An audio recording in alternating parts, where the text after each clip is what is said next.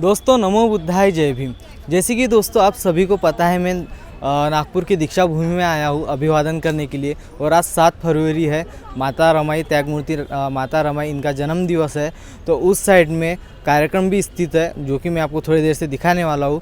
तो यहाँ पे हमें भंते जी मेले हैं, इनके बारे में थोड़ा माता रमाई के बारे में जानते हैं और डॉक्टर बाबा साहब अम्बेडकर के जीवन के बारे में थोड़ा बहुत जानते हैं।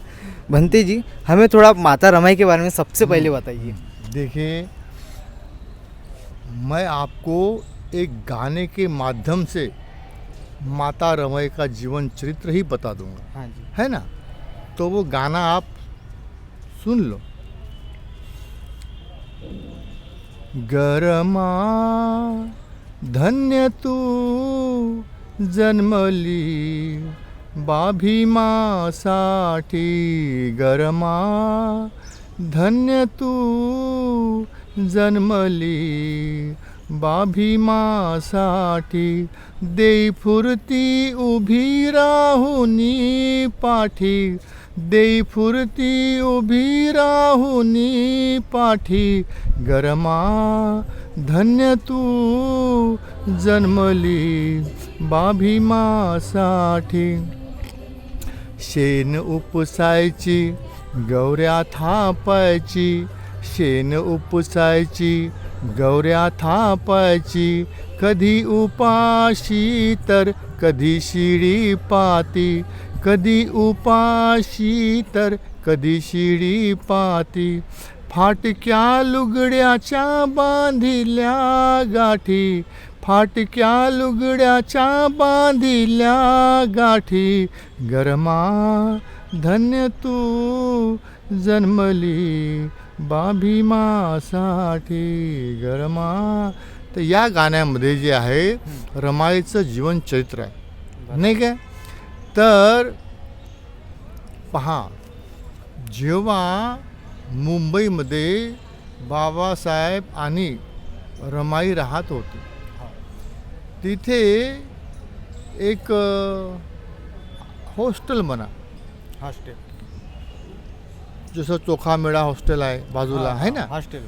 तर ते जे शाळेत शिकणारे पोरं शाळेत ते राहायचे, नाही का? 2 दिवसापासून मुलं खेळायला दिसेना, म्हणजे खेळणारा कोणी मुले दिसत नव्हते। तेव्हा रमाई जे आहे त्या हॉस्टेलच्या वार्डनला विचारते, पोरं खेळायला का येत नाही?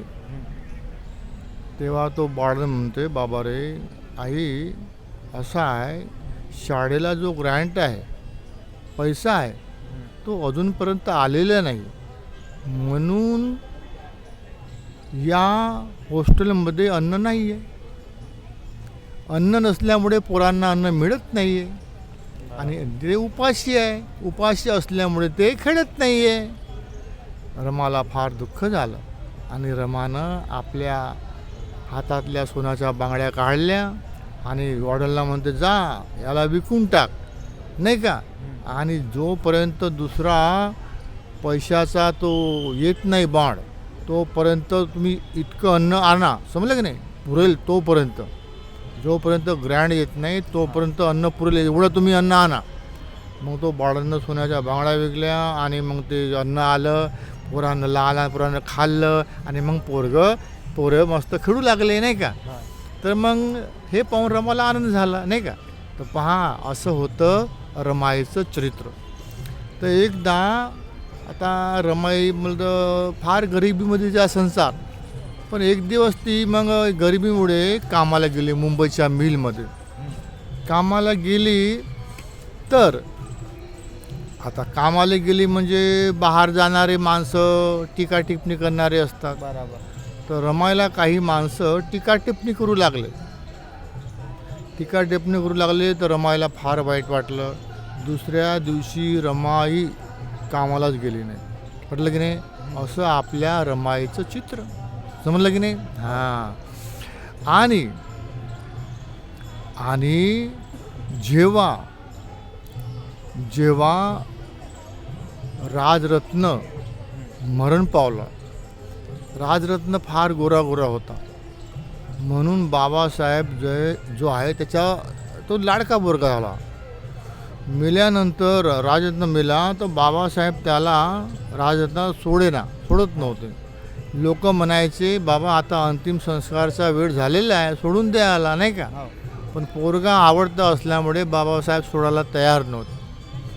तेव्हा रमाई आले जवळ नाही का. हो, एक राजरत्नाकडे नको पहा, समाजामध्ये पहा किती राजरत्न आहे, ज्याला तुमची गरज आहे यालाच पकडून ठेवणार तर या सर्व राजरत्नाचं मग कसं होईल. जेव्हा रमाईची गोष्ट ऐकली तेव्हा जाऊन बाबासाहेबांनी राजरत्न सोडून दिला नाही का. तेव्हा त्याचा अंतिम संस्कार झाला. आता गंगाधर रमाईच्या हाती होता. म्हणते बाबासाहेबाला, साहेब तुमच्यापाशी काही पैसा आहे का, बाळ आपलं बिमार आहे. बाबासाहेब हात टाकते आणि म्हणते बाबा रे तिच्यात एकही पैसा नाही आहे. आणि हा तापानं गंगाधर फणफणलेला नाही का, बिमारीनं हातावरच बाळ मरून पावला नाही का. मग गावामध्ये खबर लागली नाही का. तेव्हा लोक आले मग म्हणू लागले बाबासाहेबाला, आता गंगाधरचा अंतिम संस्काराचा वेळ आलेला आहे, तुमच्याजवळ काही पैसा असेल तर द्या, आम्ही काड्या कपडे वगैरे आणतो.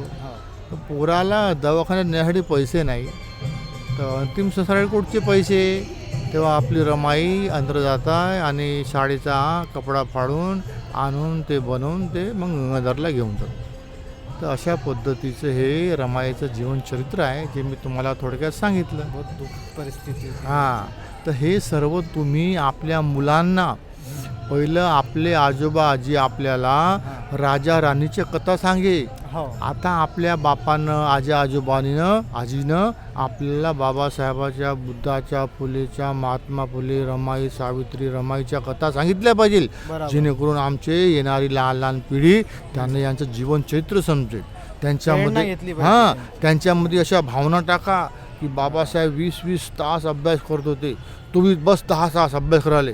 एक प्रश्न असा पण आहे की आज आहे 7 फरवरी, सगळ्या ठिकाणी व्हॅलेंटाईन डेज मनवला जात आहे, ठीक आहे. पण काही तरुण मुलं आहे त्यांना जे महापुरुष आहे त्यांची जे जयंती आहे ते त्यांना आठवणच नाही. जसं काय आधी बहुतसे लोक आले ते त्यांना माहिती नाही की आज काय आहे, पण व्हॅलेंटाईन डेज ते मनवत आहे.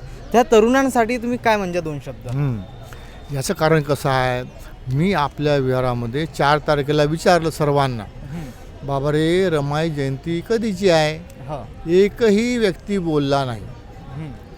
तर मी म्हणालो पहा, इतक्या लोकांना मी विचारलं बिहारातल्या की रमाई जयंती कधीची आहे, एकही जण सांगू शकला नाही. याचं कारण का, याचं कारण तुम्ही महापुरुषाच्या जयंत्या मनवत नाही. आणि जयंत्या मनवून आपल्या आजूबाजूच्या पोरांना, चला रे बाबा विहारामध्ये जयंती आहे, जन्मदिवस आहे, केक मिळणार आहे, चिवडा मिळणार आहे, खाऊ मिळणार आहे, अशामुळे ते लहान पोरं येतील आणि त्यांना माहीत होईल की आज सावित्री फुले जयंती आहे, रमाई जयंती आहे. जयंत्या म्हणून सोडून दिलं की लोक आपोआप विसरून जातात. काही ना काही प्रमाणात आपण गरीब लोक तर चिवडाच बनवा, पण जयंत्या मनवणं तुम्ही सोडू नका.